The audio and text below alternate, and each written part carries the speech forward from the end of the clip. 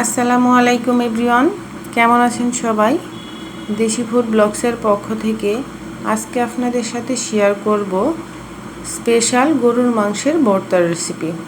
কিভাবে গরুর মাংস ভর্তা করলে টেস্টি হয় সেটি আজকে আপনাদের সাথে শেয়ার করব। তো চলুন মূল রেসিপিতে চলে যাই।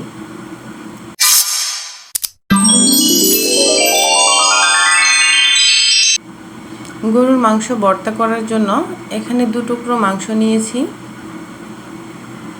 আপনারা চেষ্টা করবেন পিওর মাংস নেওয়ার জন্য।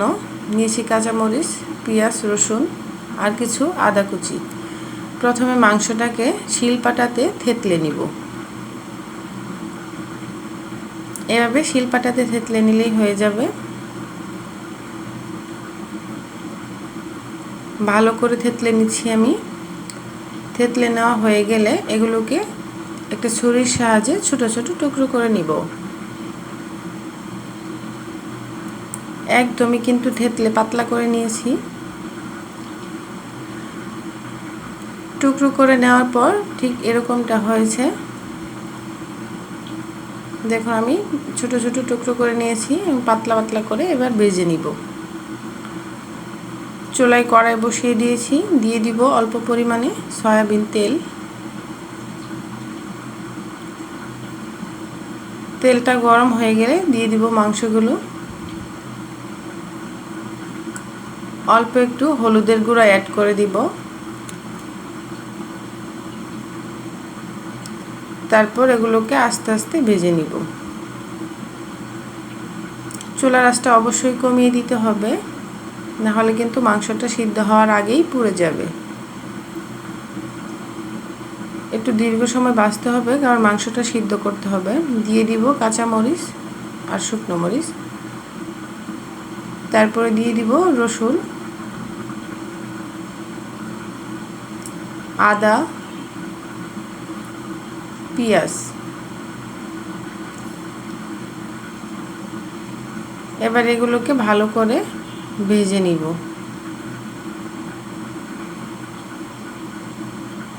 অবশ্য মাংস সিদ্ধ হওয়ার পরেই কিন্তু আদা, রসুন, পেঁয়াজটা অ্যাড করতে হবে। এবার আস্তে আস্তে ভেজে নিব। ভাজার সময় কিন্তু আলাদা একটা ফ্লেভার আসছে। আদা, রসুন, পেঁয়াজ ভাজার একটা ফ্লেভার।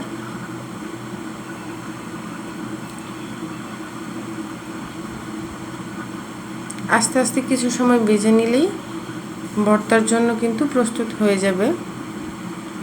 একটু ধৈর্য সহকারেই ভাজতে হবে, কারণ আমি তো মাংসের ভর্তা বানাচ্ছি।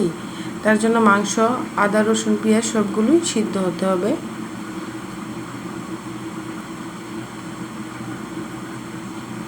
প্রায় কিন্তু ভাজা হয়ে আসছে।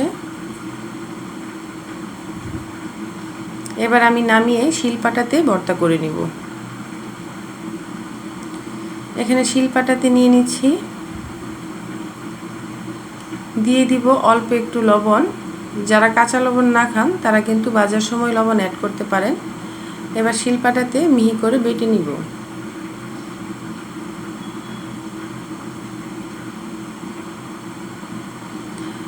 আস্তে আস্তে শিলপাটাতে মিহি করে বেটে নিচ্ছি।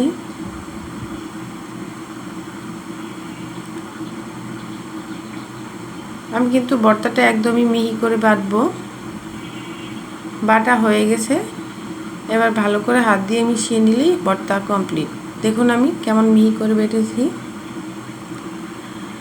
এই ভর্তাটা যারা খেয়েছেন তারাই শুধু বলতে পারবেন এই ভর্তার টেস্টটা কেমন।